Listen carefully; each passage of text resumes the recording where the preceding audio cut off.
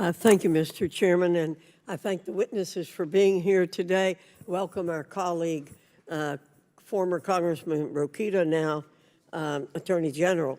Attorney General Rokita, as I've said before, the EEOC is detached from reality. Their harassment guidance from April 29th is nothing more than a homage to leftist activists who want Americans to conform to their warped political ideology. From the mandated use of pronouns to a denial of biological facts, the EEOC seems more interested in appeasing the mob than undertaking common sense policymaking to protect workers. File this away as another item in the long list of failures spearheaded by this agency.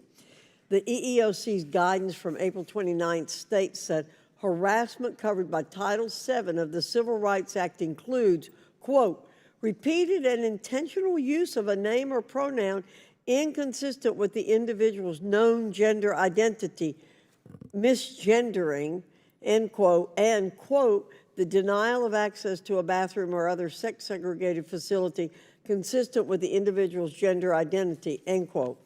The EEOC claims to be implementing the Supreme Court's Bostock decision with this guidance. Do you think the EEOC is overstepping its authority and going beyond the Bostock decision with the April 29th guidance? For sure. Chairwoman, thank you for the question. It's going way beyond Title VII, which again, Title VII is just about sex, religion, color, terms that are very clear. Now, what the Bostock decision did is, and as I said in my opening remarks, I think they got it wrong, in my humble opinion, but it is the law of the land. They connected, they went a little bit further in the hiring and firing decision to include same-sex employees and transgender, but that's it, just in the hiring and firing. These other things that the EEOC has read in act like some kind of wish list of things that just simply aren't there. In your testimony, you did note that it their guidance runs afoul of the First Amendment, and even admits to it. Can you elaborate on that and speak to why the EEOC would knowingly do that? Well, what I do know is that we analyzed federal and Indiana law. Clearly, we have an official opinion published on this, and there are First Amendment implications to requiring someone to call someone by their preferred pronoun or not, or you can't compel that kind of speech. And so we don't find, the EEOC guidance on that is completely wrong. We don't find that there is a requirement for either an employer or those employers, other employees, to call someone by that certain employee's preferred pronoun.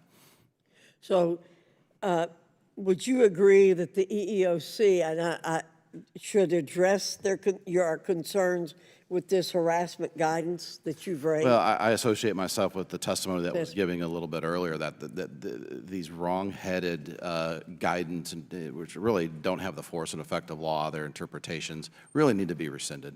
Thank you.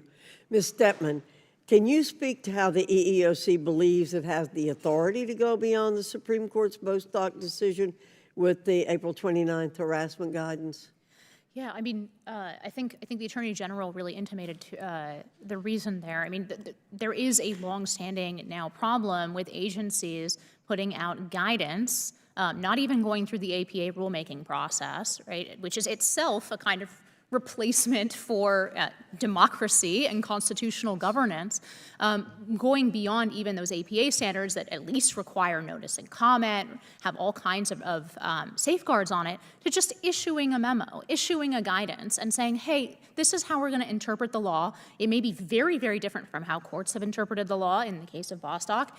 It may be very different from the plain text of the law, but this is how we're interpreting the law now by bureaucratic fiat. And basically, it's a heads up to all the people who would be covered under that law. And it's very effective, but it's not the way that governance is supposed to work in this country.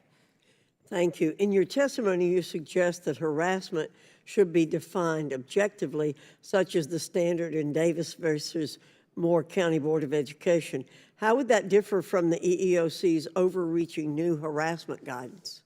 Yeah, as we've mentioned, there's both an over and under enforcement with harassment. On the one hand, these kinds of either unintentional stray remarks, they could be added up by different acts in the office, right? One guy might have made an off-color joke one time in front of a female employee. Another employee has a picture of his wife at the beach on his desk, right? And these little incidents, even though they're not severe, they're not pervasive, they're not objectively offensive, right, can add up into a liability for the employer. What we've seen since the 1991 Act in particular has been a kind of move by employers to police and micromanage the speech and opinions of their employees for fear of offending the most offendable among us. And that has really led to a situation, if we're worried about diversity in the workplace, what about diversity of thought? People are afraid to speak their minds, more than 60% in a lot of these polls at work, because employers are very, very careful about opening themselves to liability